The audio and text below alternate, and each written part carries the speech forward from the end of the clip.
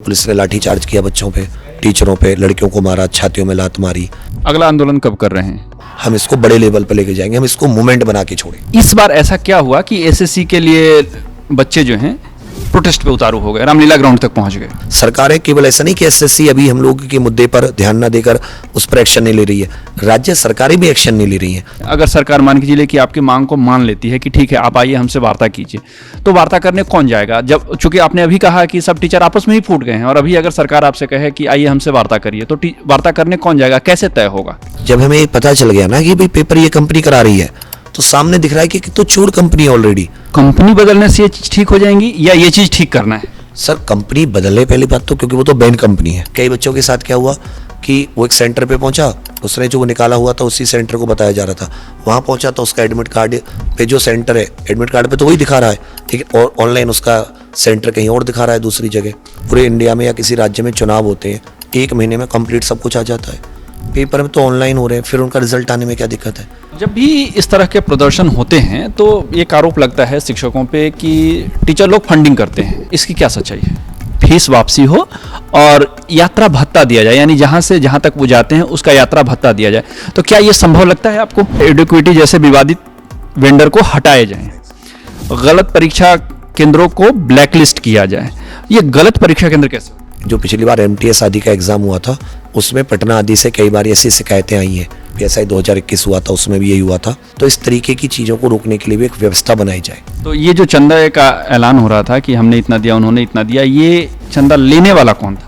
आयोजक ही होंगे सर, जो आयोजक देख रहे थे सारे लोग। कंपनी क्या इतनी पावरफुल है सर ये कि जो सरकार कोई जांच भी नहीं बिठा रही, कोई सोच भी नहीं रही, या बच्चे इतने उसके लिए कमजोर हैं, या बच्चों को वो कुछ अपना नहीं मांगती?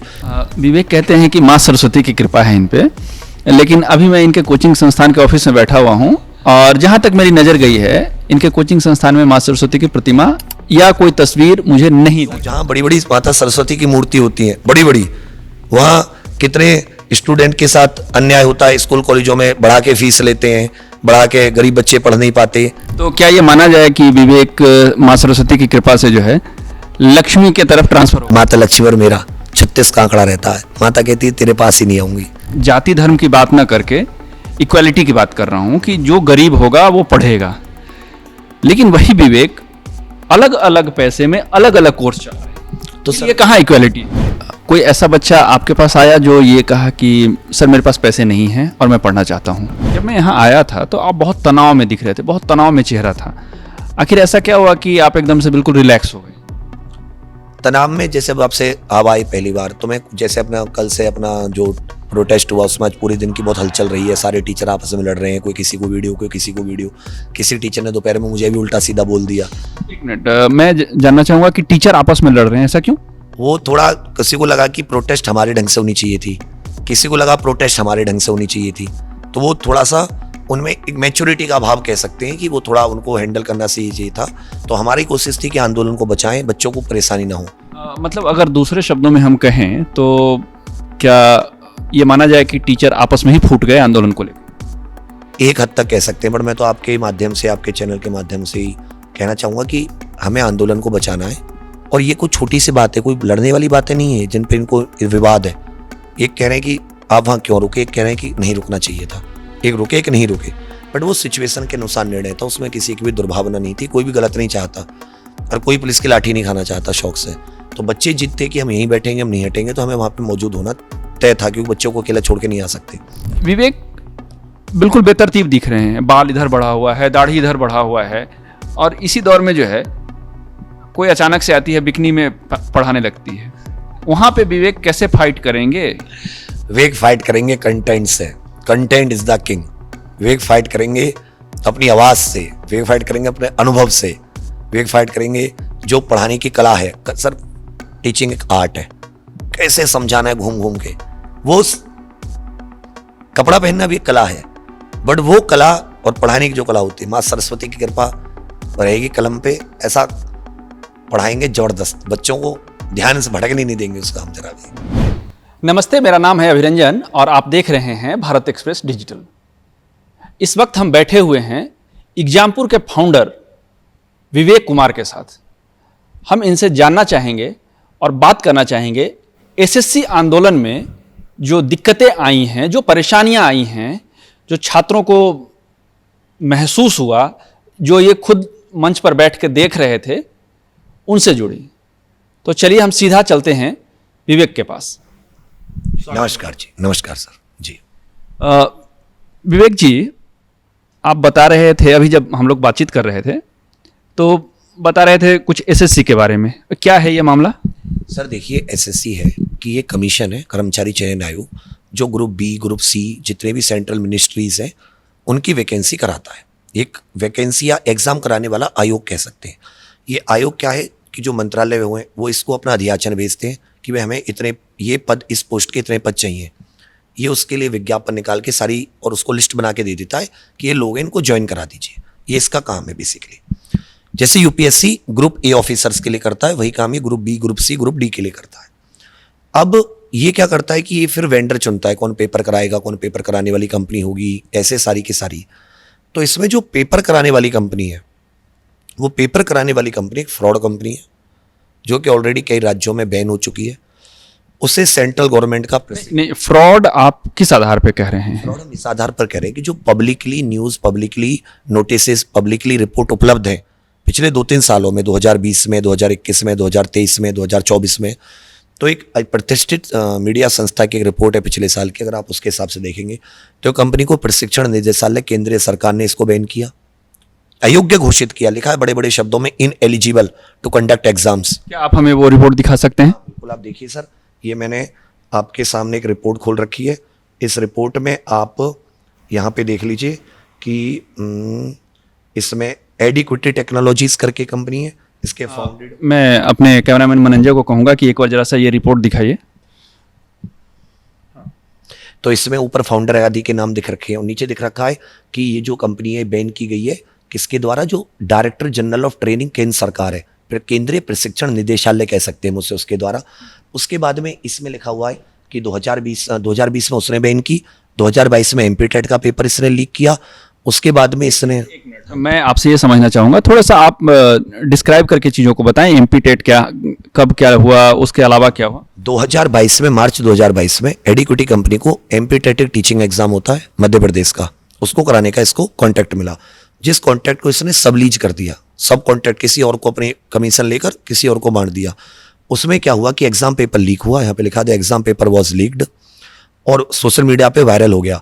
फिर लेकिन इस कंपनी पे कोई एक्शन नहीं हुआ। 1 साल बाद इसको पटवारी एग्जाम कराने का भी ठेका मिला एमपी में ही, और पटवारी एग्जाम में भी चीटिंग हुई। एक कॉलेज से टॉपर सेलेक्ट हुए, बहुत बड़ा मुद्दा बना वो भी। उसके बाद में फिर इन्होंने हाई कोर्ट जज से भी इसकी वो हुई है जांच। फिर 6 महीने बाद दिसंबर 2023 में एमपी का जो एम्प्लॉय सिलेक्शन बोर्ड है उसने फिर से एडिक्विटी को एक और किसी एग्जाम को कराने का ठेका दिया। मतलब सरकारें केवल ऐसा नहीं कि एसएससी अभी हम लोग के मुद्दे पर ध्यान ना देकर उस पर एक्शन नहीं ले रही है, राज्य सरकारें भी एक्शन नहीं ले रही हैं। इसका भी मैं आपको बताऊंगा क्या कारण हो सकता है। फिर इसमें लिखा हुआ है मार्च 2023 में एडिक्विटी को महाराष्ट्र कॉमन एंट्रेंस टेस्ट का एमबीए कराने का एग्जाम का कॉन्ट्रैक्ट मिला, और इसमें भी इरेगुलरिटी आई, चीटिंग, पेपर लीक। और उसके बाद में लगभग 150 स्टूडेंट्स ने बॉम्बे हाई कोर्ट में दोबारा एग्जाम कराने के लिए एक याचिका दायर की। तो ये जो कंपनी है लगातार अलग अलग राज्य और केंद्र सरकार में ये विवादों में घिरी हुई है, और यही सी कंपनी को पेपर कराने का एसएससी ने कॉन्ट्रैक्ट दे दिया। इस बार ऐसा क्या हुआ कि एसएससी के लिए बच्चे जो हैं प्रोटेस्ट पे उतारू हो गए, रामलीला ग्राउंड तक पहुंच गए? सर जब हमें पता चल गया ना कि भाई पेपर ये कंपनी करा रही है, तो सामने दिख रहा है कि तो चोर कंपनी है ऑलरेडी। उस पर गलत आरोप भी लग सकते हैं? नहीं, तो ये तो ऑलरेडी सब कुछ पब्लिक डोमेन में है भाई, वो तो ऑलरेडी सब कुछ पब्लिक डोमेन में, गलत आरोप ऐसे कैसे लग जाएंगे?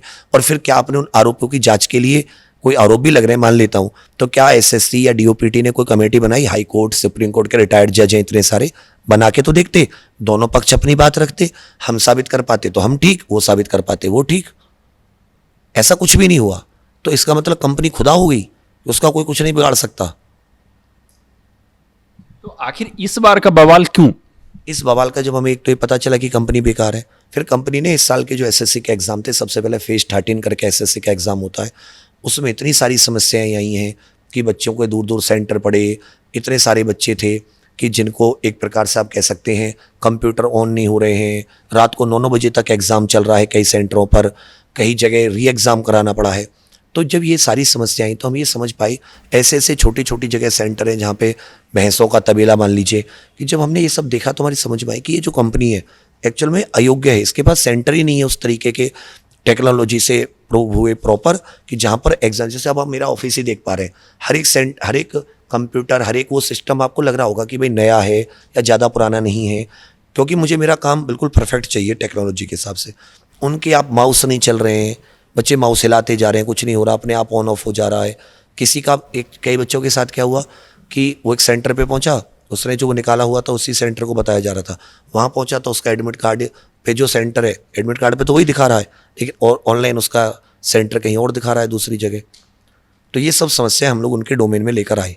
वही समस्या फिर स्टेनो का एग्जाम कराया, उसमें परसिस्ट हुई कि क्वेश्चनों के उत्तर ही ऑप्शन ही गलत आ रहे हैं। ऐसा कभी नहीं हुआ आज तक किसी एग्जाम में। तो नहीं, एक मिनट, आपने अभी बोला क्वेश्चन के आंसर्स गलत हैं। हाँ, जैसे मतलब जैसे कोई मैथ्स का क्वेश्चन है, उस मैथ्स में प्रोपोर्शन का रेशियो, मैथ का क्वेश्चन है, रेशियो प्रोपोर्शन का क्वेश्चन है, तो उसकी जो ऑप्शन होंगे वो डिजिट में होंगे। उसमें स्लॉग के क्वेश्चन दे रखे हैं, उसमें कुछ कुत्ते बिल्लियां हैं, बिल्लियां कुत्ते हैं, इस तरह के क्वेश्चन, पक्षी उड़ते हैं, इस प्रकार के ऑप्शन दे रखे हैं। तो इसका आप इसको सिंप्लीफाई करके जरा मुझे बताइए कि ये क्या जैसे मैथ में का कोई क्वेश्चन पूछा है तो उसका उत्तर भी मैथ्स के टर्म्स में होगा, ऑप्शन जो होंगे डिजिट होगी, 7, 8, 2, 4 जो भी होगी, बट वहाँ पे ऑप्शन है ABCD में, कुछ पक्षी कुत्ते हैं, कुछ पक्षी उड़ रहे हैं, कुछ पक्षी नहीं उड़, इस तरह के। जैसे आपके पास ऐसा कुछ है? हाँ, मैं आपको कुछ इसमें एक बार ये दिखा पाऊंगा जो मेरे पास है। तो इसमें ये बच्चों ने जो आंसर की वगैरह आई हैं उन्हीं में से निकाले, तो डेट मीन्स ये भी एक इशू है कि कंपनी का जो कंपनी है ये क्वेश्चन ही सही से नहीं वो कर पाते। जैसे क्वेश्चन नंबर 10 है एक इसी उस शिफ्ट में, जिसमें ए और बी का, जैसे ए और बी का अनुपात है 3:2 में, और 800 रुपीज़ को कुछ इसमें बांटा गया है, तो 800 का फायदा इसमें पूछा है, कुल लाभ कितना है। आप इस पूरा क्वेश्चन और इसके ऑप्शंस इसमें है कि ए और बी ने 3 और 2 के अनुपात में निवेश किया, एक ने 3 रुपये लगाए, एक ने 2 रुपये, इस तरह से मान लीजिए बी को 800 का फायदा हुआ, तो पूछा है कुल लाभ कितना है। अब जैसे बी को 2 के अनुपात में उसने लगाया, 2 का कितना, 800 का फायदा हुआ, तो 1 का 400, तो टोटल, और 1 को 400 तो इसको 800 का फायदा हुआ है। उसने 3 के अनुपात में लगाया है, तो 3 2 5 और 5 चौक 2000। इसका जो मेरे इस विचार में उत्तर आना चाहिए, मैं इसका टीचर नहीं हूँ लेकिन फिर भी गलत ना हो जाए, तो इसको जो अगर उसको 800 रुपये मिले बी को लाभ के, तो 1200 दूसरे को मिले, और टोटल कितना हो गया, 2000 रुपये का लाभ। तो यहाँ 2000 हो सकता था, 1200 हो सकता था, 1000 हो सकता था इसका उत्तर। लेकिन इसका उत्तर क्या है, कुछ पक्षी उड़ नहीं सकते, सभी पक्षी जानवर हैं, सभी पक्षी तैर सकते हैं, तो ये तो अजीब है, ऐसा कैसे हो गया। तो इस तरीके की छोटी छोटी नहीं बहुत सारी चीज़ें हैं जिनको लेकर हम सब लोग आवाज़ उठा रहे हैं कि ये कंपनी जो है वो अयोग्य है। नहीं, अब सवाल यहाँ पे ये आता है कि क्या आपको कंपनी बदलने से ये चीज़ ठीक हो जाएंगी या ये चीज़ ठीक करना है? सर कंपनी बदले पहली बात तो, क्योंकि वो तो बैन कंपनी है, और फिर जो भी कंपनी आई वो इन सब चीज़ों का ध्यान रखे। मतलब स्टैंडर्ड जो एक सिलेबस का होता है उस तरीके से एक प्रॉपर, मतलब निष्पक्ष इंटीग्रिटी के साथ हर एक चरण में फॉर्म भरने से लेकर, पेपर एडमिट कार्ड से लेकर, पेपर लीक से लेकर, पेपर कंडक्ट कराने से लेकर, उसके बाद रिजल्ट नॉर्म, सारी की सारी प्रक्रिया बहुत पारदर्शी तरीके से होनी चाहिए। ये प्रॉपर डिमांड है। जैसे मैं छात्रों की मांग को देख रहा था, और जब मैं खोज रहा था, पढ़ रहा था कि क्या क्या मांग है, तो इसमें एक मांग है कि आंसर शीट समय पर जारी हो, आपत्तियों को जो है वो जल्दी से जल्दी देखा जाए। दूसरा एक और मांग था कि 6 से 8 महीने में पूरी होने वाली एक स्थायी परीक्षा कैलेंडर लागू हो। ये क्या है, जरा सा इससे जैसे एक वैकेंसी आई है अभी, एक ये जो फेज़ 13 की बात कर रहा हूँ, इससे पहले एक फेज़ 11 भी था कुछ, उसका रिजल्ट 2023 से अब तक नहीं आया है। इसी तरह एक CPO की वैकेंसी अटकी हुई है, उसका रिजल्ट नहीं आया है। मतलब एक एक वैकेंसी होने, रिजल्ट आने में सर 1.5 साल 2-2 साल का समय लग रहा है। हम चाहते हैं प्रक्रिया 8 से 9 महीने में पूरी हो जाए। रिजल्ट इतने पूरे इंडिया में या किसी राज्य में चुनाव होते हैं, 1 महीने में कंप्लीट सब कुछ आ जाता है। पेपर में तो ऑनलाइन हो रहे हैं, फिर उनका रिजल्ट आने में क्या दिक्कत है। तो इसमें हम एक समयबद्ध सारणी चाहते हैं, टाइम टेबल चाहते हैं, उनसे कैलेंडर चाहते हैं जी। उसके अलावा जो मांग है उसमें जो सबसे पहला मांग है वो है एडिक्विटी जैसे विवादित वेंडर को हटाए जाएं। गलत परीक्षा केंद्रों को ब्लैकलिस्ट किया जाए। ये गलत परीक्षा केंद्र कैसे होते हैं? गलत परीक्षा केंद्र है कि जहाँ पे मतलब जो ये सुरक्षा की सुविधाएं वो कम है। सुरक्षा मतलब कि जैसे कोई दूर दराज के क्षेत्र में 4, 5, 10 कंप्यूटर के साथ उसको परीक्षा केंद्र का ठेका दे दिया, तो ऐसे पे चांस होते हैं कि लीक पेपर हो जाए, क्योंकि ऑनलाइन पेपर होते हैं तो इसमें रिमोट सर्वर से एक्सेस दे दिया जाता है। तो इस चीज़ को रोकने के लिए तो फुल प्रूफ व्यवस्था हो। क्या ऐसी कोई शिकायत आई है कि हमारा सिस्टम रिमोट से जुड़ा हुआ है? अभी आप देखेंगे तो इससे जो पिछली बार MTS आदि का एग्ज़ाम हुआ था उसमें पटना आदि से कई बार ऐसी शिकायतें आई हैं। तो और भी कई एग्ज़ामों में ऐसी शिकायत आई हैं, जैसे UPSI 2021 हुआ था, उसमें भी यही हुआ था। तो ऐसी ही कि भाई ये जो दूर दराज के सेंटर हैं तो इनमें हमें डर रहता है कि भाई ऐसा है, तो इस तरीके की चीज़ों को रोकने के लिए भी एक व्यवस्था बनाई जाए। तो ये मतलब किस तरह की व्यवस्था बनाई जाए जिससे छात्रों के हितों के बारे में सोचा जाए? CCTV से लेके सारी चीज़ें पब्लिक कर दीजिए। आपको इतना यकीन है कि आपकी सब कुछ फुल सुरक्षा है, तो CCTV तो होते ही है। CCTV डेटा पब्लिक कर दीजिए। किसने रोका है? आप अगर आप कहेंगे सर आपके यहाँ पारदर्शिता कैसे दे, तो मुझे कोई अगर मैं पब्लिक चीज़ हूँ तो मैं तो यहाँ तो CCTV की डिटेल्स दे दूंगा, भाई देखो पारदर्शी है, मुझे क्या दिक्कत, मैं चोर नहीं हूँ तो मैं क्यों छुपाऊंगा कोई चीज़। चोरी नहीं की तो मैं तो खुला है भाई, कुछ भी देख लो। अगर SSC एग्जाम या कोई भी एग्जाम में जो छात्रों को दिक्कत होती है उनके फॉर्म भरने की फीस वापसी हो और यात्रा भत्ता दिया जाए, यानी जहाँ से जहाँ तक वो जाते हैं उसका यात्रा भत्ता दिया जाए, तो क्या ये संभव लगता है आपको? सर देखिए, मैं यात्रा भत्ते की तो बात नहीं करूँगा। यात्रा भत्ता मैं दूसरे सेंस में कैसे कहूँगा। अक्सर क्या देखने को मिल रहा है कि अचानक नोटिस आया जब आप अपने उस पर पहुँचे सेंटर पर कि भैया सेंटर एग्ज़ाम कैंसिल हो गया उस शिफ्ट का, उस सेंटर का। अब बच्चे को शिफ्ट का एग्ज़ाम कैंसिल हो गया, यहाँ से वो पटना गया, पटना से उत्तर प्रदेश आया। अब जब अगली बार, कोई तो मुश्किल से पैसे खर्च करके गया है, वो अगली बार उसका कौन जिम्मेदारी लेगा? उसकी क्या गलती थी कि उसके सेंटर पे पहुंच के आपने एग्जाम कैंसिल का नोटिस दे दिया? इसलिए वो उस बच्चे के लिए यात्रा भत्ता की मांग है। गरीब परिवार का बच्चा एक बार पैसे देने में, आप सर गांव देहात में जो बच्चे 2-3 बार एग्जाम दे चुके हैं उनके माँ बाप से पूछिए, 100-500 रुपये निकाल देने में उनका मतलब बहुत दिक्कत होती है उनको, उनकी इतनी इनकम नहीं होती, तो एक बच्चा दोबारा कैसे पेपर देकर आएगा? इसके लिए हम लोग यात्रा भत्ता उन बच्चों के लिए, सबके लिए नहीं है। गलत मांग कुछ नहीं करेंगे हम लोग। तो ये कैसे तय होगा कि किसको यात्रा भत्ता मिलना चाहिए किसको नहीं? इसका आपने पेपर शिफ्ट कैंसिल कर दी बिना बताए एडवांस में, एट रैंडम, तुरंत आप उसे दीजिए या अगले दिन लीजिए उसका कोई इमरजेंसी शिफ्ट, उसको तब तक रोकने का इंतजाम कीजिए, जब मत दीजिए भत्ता। वो तो पेपर देने गया था ना, उसकी क्या गलती थी? वहां पहुंच के पता चला उसकी शिफ्ट कैंसिल हो गई। जब भी इस तरह के प्रदर्शन होते हैं तो एक आरोप लगता है शिक्षकों पे कि टीचर लोग फंडिंग करते हैं, इसकी क्या सच्चाई है? कुछ नहीं सर, अब देखिए हम बच्चे हमें फीस देते हैं, अलग अलग चीज़ों के लिए जुड़ते हैं।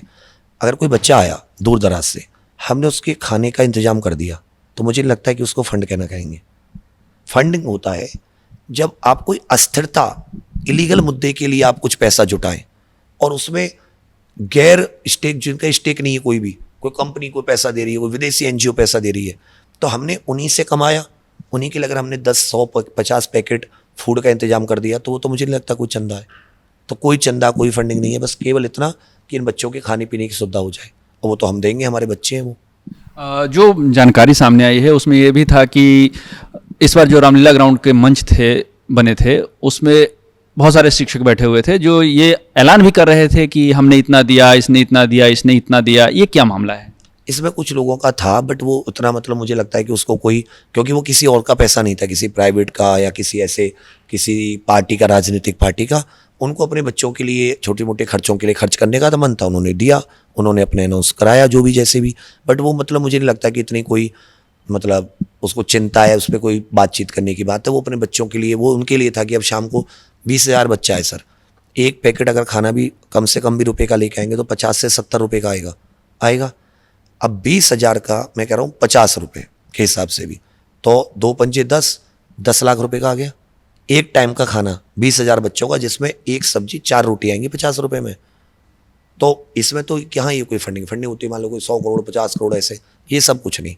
तो आपस में मिला के इस सब चीज़ के लिए इंतजाम किया, तो वो कोई इतनी बड़ी बात नहीं होनी चाहिए। लेकिन मंच से तो ऐलान हो रहा था कि हमने इतना दिया, उन्होंने इतना दिया। भाई इन्होंने दिया, कोई और भी दे दे, शामिल हो जाए सब लोग। फिर जैसे ही वो एक उतना उनका कोटा या उतना उनका एक वो टारगेट होता है कि आज का शाम का खाना इतना, तो उतना बंद हो जाता है फिर वो ऐसे। तो ये जो चंदा का ऐलान हो रहा था कि हमने इतना दिया, उन्होंने इतना दिया, ये चंदा लेने वाला कौन था? आयोजक ही होंगे सर, जो आयोजक देख रहे थे सारे लोग, उसमें आयोजक ही होंगे। मुझे आयोजकों के बारे में इतनी मतलब डिटेल्स मालूम नहीं थी। मैं आपको बताऊं, मैंने चंदा नहीं दिया। मेरा था कि जैसे बच्चे रुकते हैं कुछ तो उनके रुकने का इंतजाम ये सब, और जो जैसे मान लो 1000 बच्चे तो मैं 1000 के लिए जितना भी पैकेट खाना हो पाएगा वो सब मैं पूरी करने की कोशिश करूँगा। तो क्या आप शिक्षकों के साथ मंच पर मौजूद थे? हाँ सर, मैं सुबह से लेकर शाम तक, लास्ट तक पूरी तरह मौजूद था, लास्ट तक। इसमें एक बात और जोड़ना चाहूँगा, कल पुलिस ने लाठीचार्ज किया बच्चों पे, टीचरों पे, लड़कियों को मारा, छातियों में लात मारी। 1-2 बच्चे हॉस्पिटल में एडमिट हुए, बहुत सीरियस भी हैं, 1 बच्चा 2 बच्चे तो उसमें। तो ये पुलिस का बहुत ही निंदनीय कदम है, शर्मनाक कदम है, शांतिपूर्ण आंदोलन को ख़राब करना। और ये एक युवा बच्चे के इस तरह का अगर सरकार या पुलिस करती है तो उसके मनोविज्ञान पर असर पड़ता है। तो सोचता है कि यार मैं तो यहाँ अपनी मांग के लिए आया, गलत मांग भी नहीं थी, ये लोग किस तरीके से ऐसा मेरे साथ बिहेव कर रहे हैं। आप जब वहाँ मंच पे मौजूद थे तो आपके सामने लाठीचार्ज भी हुई होगी। हाँ, मेरे सामने। तो ऐसा आखिर ऐसा क्या सिचुएशन आया कि अचानक से भगदड़ मच गई, लाठीचार्ज हो गई, लोग इधर उधर भागने लगे, अफरा तफरी जैसी स्थिति बन गई? मतलब शुरुआत क्या हुआ, मैं वो शुरुआत जानना चाहता पुलिस का कहना था कि परमिशन 5 बजे तक की थी और अब आप इलीगल बैठे हो, 5 से ज़्यादा लोगों की बैठने की वो नहीं है इजाज़त, हम आपको ज़बरदस्ती हटाएंगे, आप हट जाइए। फिर उसमें कुछ प्लेन वर्दी में, सादा वर्दी में लोग आए और धक्का मुक्की शुरू हुई और फिर पुलिस ने लाठीचार्ज, बच्चे भागने लगे, बच्चे हैं वो तो डरेंगे, अंधेरा कर दिया पूरा, सारी लाइटें बुझा दी। तो मैं मतलब कानूनी दृष्टिकोण से समझना चाहूँगा कि जब आपके पास बैठने की इजाज़त सिर्फ 5 बजे तक थी, तो फिर 5 बजे के बाद वहाँ पे लोग? सर वो तो एक चारों 4 दीवारी, ऐसे तो रोड पे तो थे नहीं, तो अगर पुलिस चाहती तो उस परमिशन को बढ़ा भी सकती थी। क्या पुराने आंदोलन हुए अन्ना हजारे जी के समय पर, रामदेव बाबा के समय पर, तब नहीं बैठते थे? क्या परमिशन बढ़ाने की मांग की गई थी? बिल्कुल की गई, हमने जिम्मेदारी ली, नाम लिख कर दिए कि हम जिम्मेदारी रहते हैं सब बच्चों की। नहीं माने वो लोग। कोई आपके पास ऐसी कोई लिखित कॉपी है जो आप? लिखित कॉपी भेज दूंगा, उसमें मेरा भी नाम है 4-5वें नंबर पर, और वो जो लिखित कॉपी जिस पे साइन है उसकी वीडियो मेरे पास, वो मैडम एसीपी मैडम ले गई थी उसको, या वो सारे टीचर जिन्होंने इस पे साइन की, हमें लगा परमिशन देंगी, पर वहीं से सारा उन्होंने डिटेनिंग शुरू कर दी, सबको डिटेन करना। आप जब साइन करके दिए, एसीपी मैडम ले भी गई वीडियो बना के, उसके बाद लाठीचार्ज? उसके बाद तो उन्होंने किसी से मतलब उनको वो एक तरीके से मीठी गोली दी कि आप जिम्मेदारी का वो फॉर्म उस पर साइन करवा लाओ एक डॉक्यूमेंट पे कि हम सभी टीचर जिम्मेदार लेते हैं, हम अलाउ कर देंगे। हमने शौक में उसको खटाक से साइन कर दिए, तो फिर बोलते हैं कि नहीं हम नहीं अलाउ करेंगे, और ये 5 जिन्होंने साइन किए आओ तुम सब सारे के सारे। और एक इंस्पेक्टर साहब मेरे पास भी आके खड़े हुए, थोड़े इंस्पेक्टर साहब का इधर उधर ध्यान हटा, मैंने तुरंत थोड़ी सी दूर जाके अलग से जाके अपनी शर्ट दूसरे से चेंज की, उसकी टोपी पहनी, शर्ट पहनी, तो उसको तो शर्ट से तो पहचान था क्योंकि शर्ट मेरी गुलाबी रंग की ऐसी थी कि दिखती नज़र में।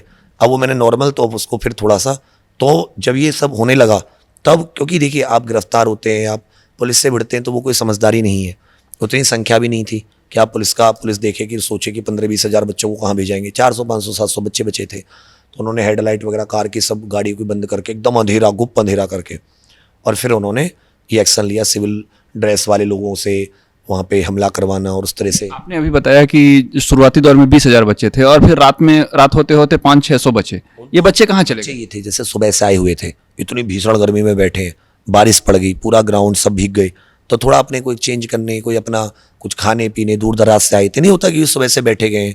टॉयलेट हटा दिया गया था पुलिस की तरफ से शाम में ही, तो टॉयलेट के लिए तो दूर दूर इंसान जाएगा ना। मतलब ऐसा तो नहीं कि बच्चे हट रहे थे, बच्चे हट गए थे तो आपका आंदोलन कमजोर पड़ गया था? नहीं। और पुलिस को इस बात की भनक लगी कि आंदोलन कमजोर है तो हम अपना रूप दिखा के और इनको हटा देते हैं? नहीं, देखिए हमेशा ऐसा होता है सर कि अब जो बच्चा है ना, वो अपना कुछ छोटा मोटा जो उसको भूख लगेगी, प्यास लगेगी, टॉयलेट है, वो तो जाएगा ना जगह से, सुबह से बैठा हुआ है, तो उसको होता है कि मैं तो फिर आके बैठ जाऊंगा, मेरे और साथी बैठे हैं।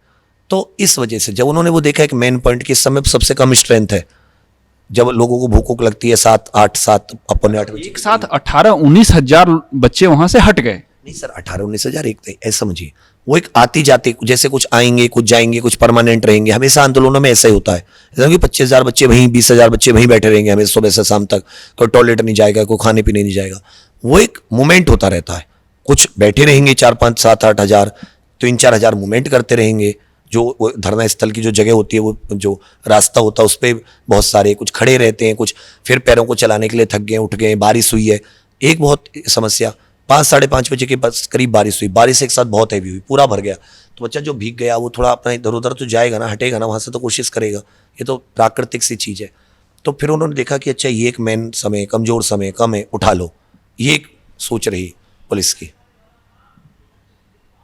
और उसी समय पुलिस अपना काम कर देती। यही अब इस समय मेन में यही नहीं सोच पा रहा कि कंपनी क्या इतनी पावरफुल है सर, ये कि जो सरकार कोई जांच भी नहीं बिठा रही, कोई सोच भी नहीं रही, या बच्चे इतने उसके लिए कमज़ोर हैं, या बच्चों को वो कुछ अपना नहीं मांगती। यही वो बच्चा है जो अभी अब मान लीजिए 25-26 साल का है, 27 साल का, 28 साल का है। इसने 2014 में जब ये 18 वर्ष का हुआ, इसने अपनी पहली वोट मोदी जी को दी। हम सरकार मेरा सवाल ये है कि जो मेरा सवाल है कि आपको कंपनी से प्रॉब्लम है या इसके द्वारा जो ली जा रही है परीक्षा उससे प्रॉब्लम? हमें कंपनी से पहली प्रॉब्लम है, और फिर जब इसकी परीक्षा जो ली जा रही है वो प्रक्रिया में जितनी खामियां, उससे सेकंड प्रॉब्लम। अगर कंपनी परीक्षा सही से लेने लगे तो कंपनी तो, लेकिन वो बैन कंपनी है, वो कैसे प्रूव करेगी कि वो इंटीग्रिटी है उसके अंदर? वो तो सर उस पर तो सवाल ही नहीं उस मांग पे, वो तो हटा ही जाए। चोरी की सजा काट आया, वो कैसे कह देगा कि मैं तो बेकसूर था? जो बैन ही क्यों हुई, वो एक जगह से होती ठीक है, 4 जगह से क्यों हुई?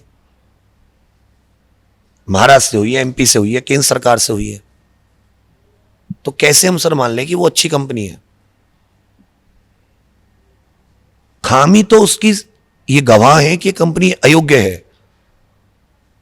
टीसीएस में ये सब खामियां नहीं आती थी इतनी इस लेवल की। तो टीसीएस के समय भी पर्चे लीक होते थे? नहीं, टीसीएस के समय पर हमें पर्चे लीक का तो नहीं कोई ऐसा हो रहा। एक वही कंपनी लगती है कि जो मतलब मजबूत है, बट हाँ वो सरकार देखेगा वो टीसीएस से कराए किससे कराए, लेकिन कंपनी ऐसी हो जो निष्पक्ष हो और कराने में सक्षम हो। ऐसे नहीं कि आप किसी को भी लाए, आपको उसने आपने क्या उससे सेटिंगबाजी की कि एक बैन कंपनी को ठेका मिल गया। जब मैं यहाँ आया था तो आप बहुत तनाव में दिख रहे थे, बहुत तनाव में चेहरा था। आखिर ऐसा क्या हुआ कि आप एकदम से बिल्कुल रिलैक्स हो गए?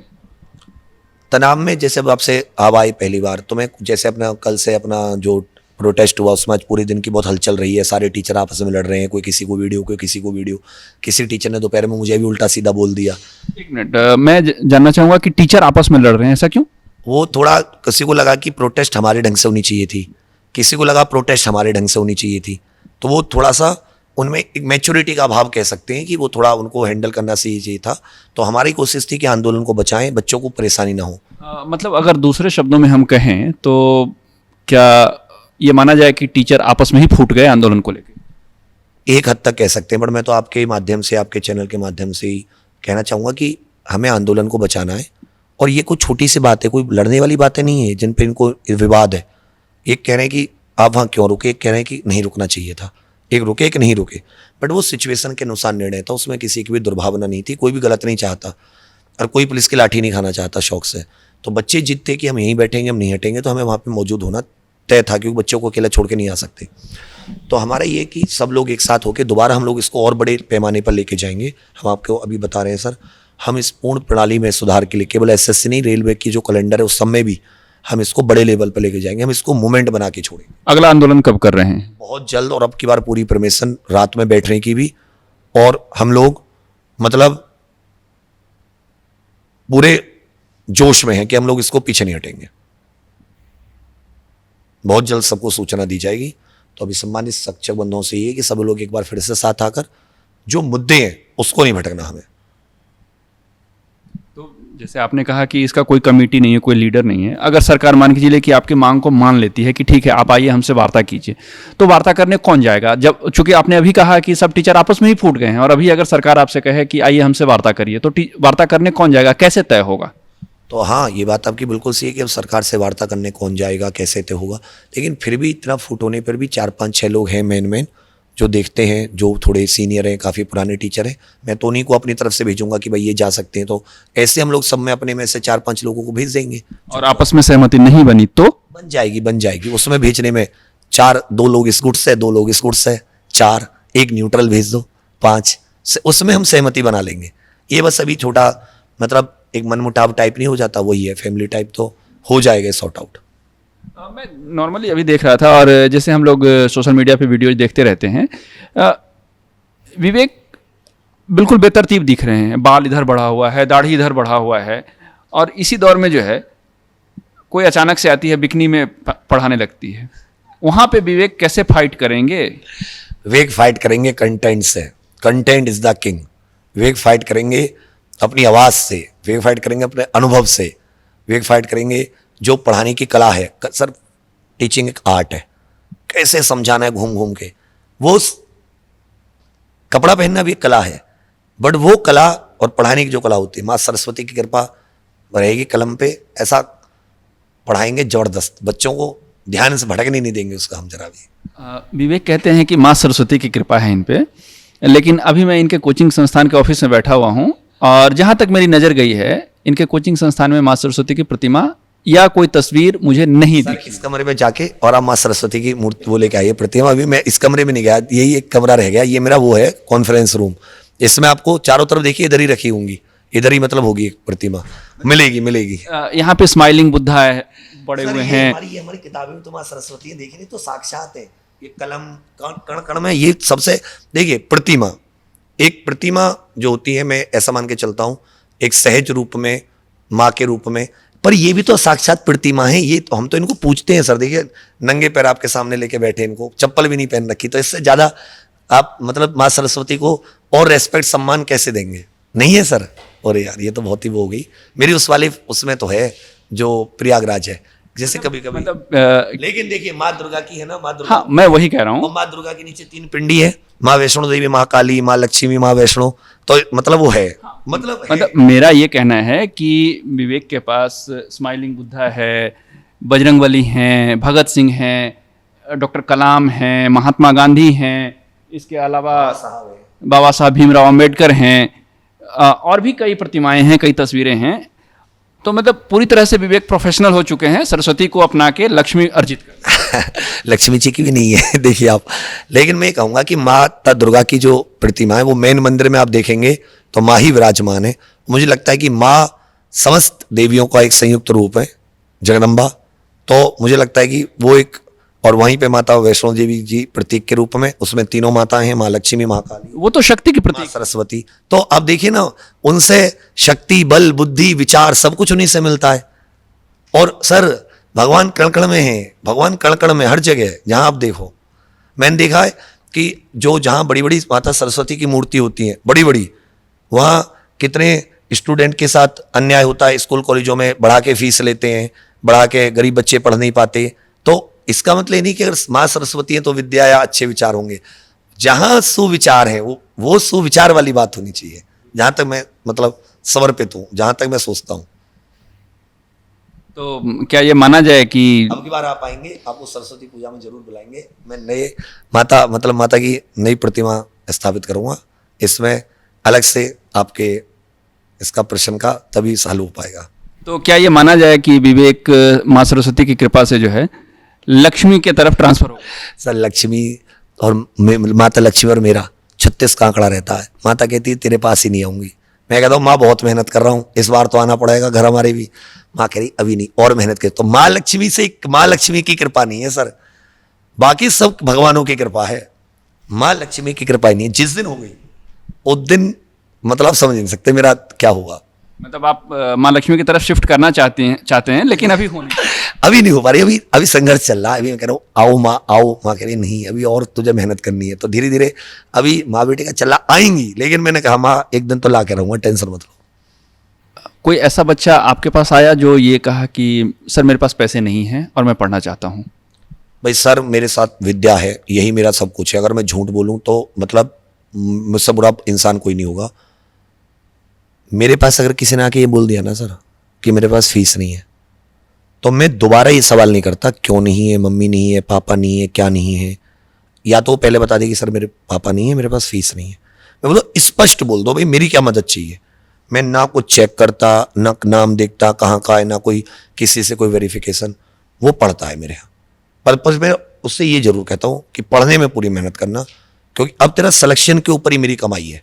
सिलेक्शन लेगा, जाके 4 लोगों को बताएगा, तो 4 लोगों से मुझे पैसा आ जाए। मैं किसी जाति धर्म की बात ना करके इक्वालिटी की बात कर रहा हूँ कि जो गरीब होगा वो पढ़ेगा, लेकिन वही विवेक अलग अलग पैसे में अलग अलग कोर्स चला रहे हैं। तो ये कहाँ इक्वालिटी है? इक्वलिटी ऐसा है ना कि जैसे कोई ऐसा कोर्स है जिसमें आपको पता है कि अब देखिए मैं इसको जस्टिफाई कर दूंगा, उसमें वो नहीं है कि देखिए मैं इस कोर्स को 99 रुपये भी मैं निकाल सकता था यूपीएसआई को, ठीक है सर। अब मैंने क्या किया कि मुझे पता है कि केवल कोर्स से या क्लास से उसका एक लिमिटेड फायदा होगा और वैकेंसी एक बार आती है 4-4 साल में। तो मैंने क्या किया कि तुम ये मटेरियल तुम्हारे पास ये 11 मॉड्यूल्स हैं, हिंदी इंग्लिश दोनों भाषाओं में, हमने देखा अच्छे से छपा हुआ है सब कुछ, ये तुम्हारे पास आएंगे। हार्ड कॉपी में होगा तो शायद तुम्हारा पढ़ने का और मन करेगा, लगाने का मन करेगा, तुम्हारे रिजल्ट के चांस ज़्यादा बढ़ जाएंगे। मैंने इसके सर 650 रुपये लिए 1200 पेज के, 1200 पेज हैं। अगर आप 1 रुपये का एक पेज भी निकालेंगे तो भी 1200 के पड़े। मैं तो घर भेज रहा हूँ, होम डिलीवरी 1 रुपये एक्स्ट्रा नहीं। तो क्या मैंने इसको महंगा कर दिया, आप बताइए? आपको लग रहा है कि महंगा है? मैं महंगा नहीं, मैं इक्वालिटी की बात कर। तो मैं मटेरियल के पैसे कैसे, अगर मटेरियल नहीं देता तो मैं उसको 50 रुपये में 99 रुपये में भी निकाल सकता था, लेकिन उससे उसका एक लिमिटेड फायदा होता। और मुझे भी उसका फायदा नहीं देखना लिमिटेड ज़्यादा, मुझे देखना उसका सिलेक्शन कैसे हो, ये उसकी मदद करेगा। तो मैं इस मटेरियल को भेजूंगा, इस मटेरियल के मैं पैसे लूंगा। और मैं अब चैलेंज दे रहा हूं पूरे इंडिया में, इससे नीचे किसी का हो, इतना कोई कुछ कर रहा हो तो शर्त है। अब इससे ज़्यादा इक्वलिटी के लिए सर मैं क्या कर सकता हूँ? विवेक के पास ऑनलाइन और ऑफलाइन कितने बच्चे हैं? अच्छी खासी संख्या। अब आप ऐसा समझिए 26 चैनल है, 13 मिलियन, 1-1 मिलियन मिला के 2-3-2.5 मिलियन तो यही हो गए बच्चे। और ऑफलाइन भी 5-1 हज़ार बच्चे तो हैं ही। अभी 1 साल ही हुई है। इस बार एसआई में रिजल्ट के बाद में एक तरफा रिजल्ट आ रहा है सारी की सारी वैकेंसीज पर। तो अगली बार आपको मैं बुलाऊंगा प्रयागराज, आप देखिएगा, पग रखने की जगह नहीं दूंगा, लाइन लगा के एडमिशन किया है मैंने ऐसा कई बार। इस बार फिर करूंगा कि पहले दिन से लाइन लगती है, सुबह तक एडमिशन होते हैं, तो वो फिर से करेंगे। अभी बस ये है कि मेरा एसआई का रिजल्ट आ जाए। तो ये थे हमारे साथ विवेक, जो एग्जामपुर के फाउंडर हैं, जिन्होंने बताई अपनी आंदोलन से लेके कोचिंग तक की बात। ऐसे ही और वीडियो देखने के लिए हमारे साथ बने रहिए। तब तक के लिए मुझे दीजिए इजाज़त। कैमरामैन मनंजय के साथ मैं अभिरंजन, भारत एक्सप्रेस, दिल्ली।